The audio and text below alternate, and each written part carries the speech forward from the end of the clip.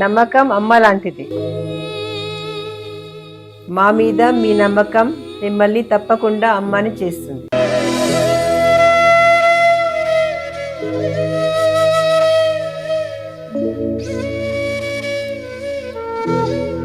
నేడు ఎంతో మంది మా మీద నమ్మకంతో అమ్మాయారు. మీకోసం అమ్మతనం ఎదురు చూస్తుంది. వివరాలకు సంప్రదించండి. Kiran infertility centre, Hyderabad, Bengaluru, Chennai, Delhi. మనం ఈరోజు చెప్పుకోబోయే టాపిక్ శత్రువులు మనకి పెరుగుతూ ఉంటారు. సో ఆ శత్రువులు మనం జన్మించిన లగ్నాన్ని బట్టి, మనం పుట్టినటువంటి నక్షత్రాన్ని బట్టి, మనకి పూర్వజన్మలో ఉన్నటువంటి కర్మలను బట్టి రుణము, రోగము, శత్రువులు ఏర్పడుతూ ఉంటారు. మరి ముందుగా మీరు మేష లగ్నంలో పుట్టారనుకుందాం. వృషభ లగ్నం తెలియని వారు రాశిని చూసుకోండి. మీకు అసలు శత్రువులు లేదా రుణము, రోగము, శత్రుత్వము ఈ మూడు కూడా పూర్వజన్మ కర్మ మూలంగా వస్తూ ఉంటుంది. ఈ పూర్వజన్మ కర్మ మూలంగా వచ్చేటువంటి రుణము కానీ, రోగము కానీ, శత్రుత్వాలు కానీ, అందులో ముఖ్యంగా శత్రుత్వాలు. ఎందుకంటే శత్రువు అనే ఇది ఉంటే కనుక మనకు నిద్ర పట్టదు. ఏమిటి శత్రుత్వాలు ఎలా పెరుగుతున్నాయంటారు. ఇవన్నీ కూడా మన పూర్వజన్మ కర్మల వల్ల వస్తాయి. దీన్ని ఎలా తగ్గించుకోవాలి, ఏ దానం ఇవ్వాలి, ఎటువంటి వాటి మూలంగా వస్తాయి, ఏ స్థానం చూసుకోవాలి అనేటువంటి అంశాలు మీరు వీడియో ఎండింగ్ వరకు చూస్తే ఏ దానాలు ఇవ్వాలి ఎవ్రీథింగ్ ఉంటుంది. అయితే ఈ యొక్క విషయాలు చెప్తుంది నేనైనప్పటికీ చెప్పిస్తుంది సాక్షాత్ లలిత అమ్మవారిగా భావిస్తూ, ప్రధానంగా ఇక్కడ ఏంటంటే రుణము, రోగము, శత్రుత్వము వృషభం వారికి ముఖ్యంగా మీరు చూసుకోవాల్సింది. ఇక్కడ శుక్రుడు 6వ అధిపతి అయినా సరే శుక్రుడు ఇక్కడ ఇబ్బందిని ఇవ్వడు. ఇక్కడ గురువు అంటే ఏంటి, మీకు దేనివల్ల వచ్చింది, మీరు ఎవరైనా మంచి చేస్తున్నా సరే వాళ్ళ మంచిని పట్టించుకోకపోవడం వల్ల పూర్వజన్మల్లో మీరు ఇప్పుడు ఎవరికైనా గైడ్ చేస్తున్నా సరే అన్నీ ఇలాగే చెప్తుంటారులే అనేది ఎక్కువగా వస్తుంది. మీరు గమనించండి. కావాలంటే మీరు మంచి చెప్తున్నా చెడైపోతూ ఉంటారు వృషభ లగ్నం వారు. ఎందుకు అంటే గురువుకి అష్టమాధిపత్యం వచ్చింది, లాభాధిపత్యం వచ్చింది, పాపి అవుతున్నాడు అక్కడ. సో ఏంటి, మంచి కోసం చెప్తున్నా సరే ఎలా అయిపోతుంటుంది అంటే, మీరు చూడండి, ఎనీ వృషభ లగ్న మీరు చెప్తారు ఇలా చేసుకో, అలా చేసుకో, ఇలా ఉండాలి, అలా ఉండాలి, అబ్బా ఏదో పెద్ద అసలు ఉద్ధరించేసే వాళ్ళు ఉచిత సలహాలు ఇస్తున్నారులే అంటుంటారు. ఎందుకు అంటే మీరు పాస్ట్ లైఫ్లో అలాంటి పని చేశారు. అంటే ఎదుటి వ్యక్తి మీకు ఒక సలహా ఇస్తుంటే దాన్ని పట్టించుకోలేదు.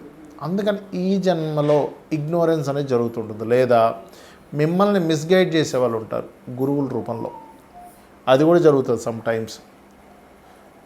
లేదా కొన్నిసార్లు పూర్వజన్మల్లో మహాభక్తులని మనం తెలియకుండానే కించపరుస్తాం. చేసేవాళ్ళే, పెద్ద పూజ చేసేవాళ్ళే.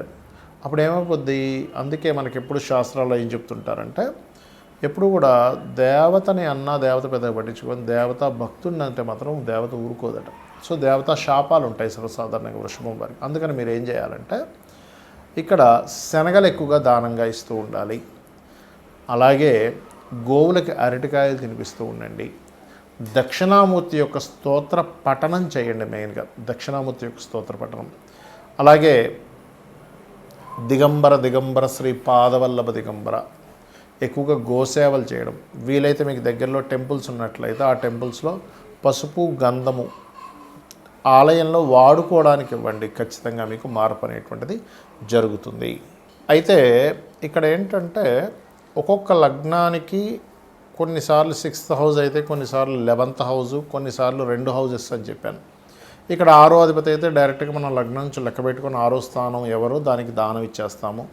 11వ స్థానం అయితే 11వ అధిపతి ఎవరో దానాన్ని ఇస్తాము. అయితే ఇక్కడ మెయిన్ పాయింట్ ఏంటంటే ఇది లగ్నం నుంచే చూసుకోండి. లగ్నము తెలియదు అనుకునేటువంటి వారు రాశి జోలికి వెళ్ళొచ్చు, అందులో ఎటువంటి సందేహం లేదు. అయితే ఇక్కడ ఇప్పుడు ఒక్కొక్క గ్రహం వల్ల కూడా ఒక్కో రకంగా వస్తూ ఉంటుంది. ఇప్పుడు రవి ఉండి పాడయ్యాడు అనుకోండి, తండ్రి మూలంగానే రుణము, తండ్రి మూలంగానే అప్పులు.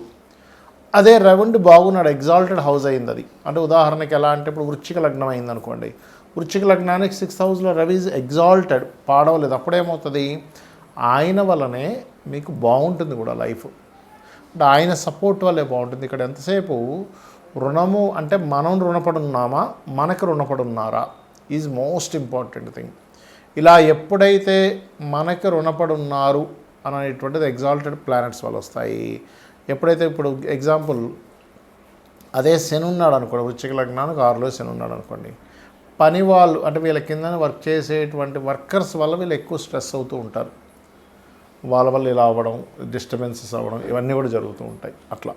అయితే ఇక్కడ ఏంటంటే మెయిన్గా గమనించవలసినటువంటిది, ఇక్కడ ఎప్పుడైతే మీకు రవి ఉండి పాడయ్యాడు అప్పుడు గోధుమలు దానంగా ఇవ్వండి.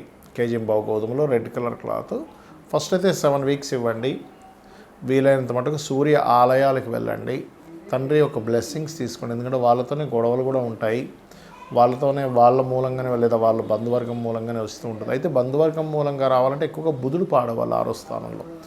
6లో కానీ 11లో కానీ బుధుడు పాడైతే అది 11వ స్థానం కూడా పాపైతే, శుభుడైతే కాదు, పాపై పాడైతే కనుక ఖచ్చితంగా బంధువర్గాలు అప్పుల వల్లే వస్తూ ఉంటాయి. అప్పుడు ఏంటి, పెసలు ఇవ్వండి. ఒకవేళ చంద్రుడు పాడయ్యాడు, 6వ స్థానంలో ఉన్నాడు లేదా 11వ స్థానంలో ఉండి పాడయ్యాడు, అప్పుడు బియ్యము దానంగా ఇవ్వండి. ప్లస్ గోవులకి కాస్త మీరు ముల్లంగి తినిపించండి, ఖచ్చితంగా బాగుంటుంది. అలా కాకుండా కుజుడు పాడయ్యాడు అనుకోండి, కుజుడు ఎక్కడ పాడవుతాడు, కర్కాటకంలో పాడవుతాడు. అంటే కుంభలగ్నం వాళ్ళకి అవుతుంది కుజుడు మెయిన్గా పాడవడం. లేదా పాపగ్రహాలతో కలిసి ఉంటే అది ఎనీ లగ్న 6th హౌస్లో కనుక పాపగ్రహాలతో కలిసి ఉన్నాడు కుజుడు, దాన్ని ఆటోమేటిక్గా పాడైనట్టు అర్థం. ఒక్కొక్కసారి డైరెక్ట్గా కలవు గ్రహాలు, ఇండైరెక్ట్గా ఒక్కోసారి. ఎలా అంటే ఇప్పుడు కుంభలగ్నం వారికి సర్వసాధారణంగానే మనకి ఈ చంద్రుడు 6వ అధిపతి అవుతాడు, సో తల్లితో ఉంటుంది.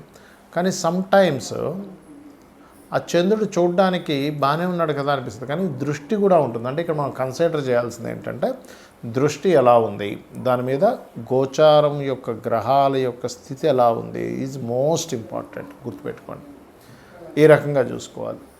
అదేవిధంగా మరొక విషయం ఏంటంటే ఇక్కడ గమనించినట్లయితే ఈ చంద్రుడు మరియు అదేవిధంగా ఏదైతే బుధుడు ఉంటాడో, చంద్రుడు ఉన్నాడో, ఇందాక చెప్పినట్టుగా బంధువర్గం వారు అండ్ అట్లాగే పెసలు దానంగా ఇవ్వడం, బియ్యం దానంగా ఇవ్వడం చేయాలి. ఒకవేళ సమ్టైమ్స్ గురువు ఉంటాడు పాడైపోయి, అది కూడా ఇప్పుడు మకర రాశిలో గురువు అనుకోండి నీచబడ్డాడు, లేదా గురుచండాల యోగంలో లేదా పాపగ్రహాలతో ఉన్నాడు, అప్పుడు గురువు పాడయ్యాడు అని అర్థం. అప్పుడు ఏం చేయాలి అంటే సింపుల్గా ఏం లేదు. ఇక్కడ మీరు ఏంటంటే ఇలా ఉన్నప్పుడు శనగలు దానంగా ఇవ్వడం, దత్తాత్రేయుడు యొక్క ఆరాధన చేయడం, గోవులకి అరటికాయలు తినిపించడం చేస్తూ ఉండండి. అదేవిధంగా శుక్రుడు అనుకోండి, స్త్రీల ద్వారా వస్తూ ఉంటుంది ఎక్కువగా ఇబ్బంది, శత్రుత్వాలు కానీ సుఖ వ్యాధులు రావడం కానీ జరుగుతూ ఉంటుంది. అలాంటప్పుడు బొబ్బర్లు దానంగా ఇవ్వండి. సమ్టైమ్స్ శని వల్ల వచ్చినప్పుడు మాత్రం ఇది ఎక్కువగా రోగం మీద ఎఫెక్ట్ చూపిస్తుంటుంది. హెల్త్ బాగోలేదు, హెల్త్ వల్ల ఇబ్బంది పడ్డాము, హెల్త్ వల్ల ఎక్కువ స్ట్రెస్ అవుతున్నాము, ఇటువంటివన్నీ కూడా మీరు చూస్తూ ఉంటారు. ఇక రాహు గనకైతే కనబడదు, రీజన్ తెలియదు, రీజన్ అర్థం కాదు, కాబట్టి అట్లా ఉంటుంది. అండ్ అలాగే మరొక విషయం ఏంటంటే ఇక్కడ గమనించినట్లయితే కేతు గనకైతే కూడా, రాహుకేతులు ఇద్దరు కూడా అంటే సస్పీషియస్గా ఎవరు చేస్తున్నారో అర్థం కాదు, శత్రుత్వం అట్లా ఏర్పడుతుంది. అలాంటప్పుడు మీరు రావి చెట్టు చుట్టూ ప్రదక్షిణాలు చేసుకోవడము, రాహుకేతువుల దగ్గర దీపారాధన చేయడము. ఒకవేళ కేతువు ద్వారానే మీకు ఇబ్బంది వస్తుంది అన్నప్పుడు పర్టికులర్గా గణపతి ఆలయాలకు వెళ్ళడము, ముఖ్యంగా మనకి కాణిపాకం ఉంది, కాణిపాకం వెళ్ళడం, ఇటువంటివి చేస్తూ ఉండాలి. ఈ రకంగా కనుక మీరు చేస్తున్నట్లయితే ఖచ్చితంగా ఈ శత్రు బాధల నుంచి తప్పించుకోగలుగుతారు. బికాజ్ ఆఫ్ మనకేంటంటే మన చుట్టూనే శత్రువులు వస్తారంటే ఎలాగ తండ్రి, తల్లి, బంధువర్గం రూపంలో, ఫ్రెండ్స్ రూపంలో, కొలిక్ రూపంలో మనం వాళ్ళకి రుణపడి ఉన్నాం, వాళ్ళతో మనం పూర్వజన్మలో శత్రుత్వాలు పెట్టుకున్నాం, ఆ శత్రుత్వం తీర్చుకోవడానికి వచ్చారు. దీన్ని మనం గొడవ పెట్టుకోకూడదు, దాన్ని అర్థం చేసుకొని వీలైనంత మట్టుకు చర్చలతో తగ్గించేసుకోవాలి. అప్పుడే ఈ రెమెడీ చేసుకోవడం ద్వారా మీకు ఈ ప్రాబ్లమ్స్ అనేటువంటివన్నీ కూడా క్లియర్ అవ్వడం జరుగుతుంది, గుర్తుపెట్టుకోండి. సమ్ టైమ్స్ కొంతమందికి దానం ఇవ్వలేని పక్షంలో గోవుకి తినిపించవచ్చు, అయితే నువ్వులు మాత్రం తినిపించొద్దు, నువ్వుల ప్లేస్లో బెల్లము తినిపించవచ్చు.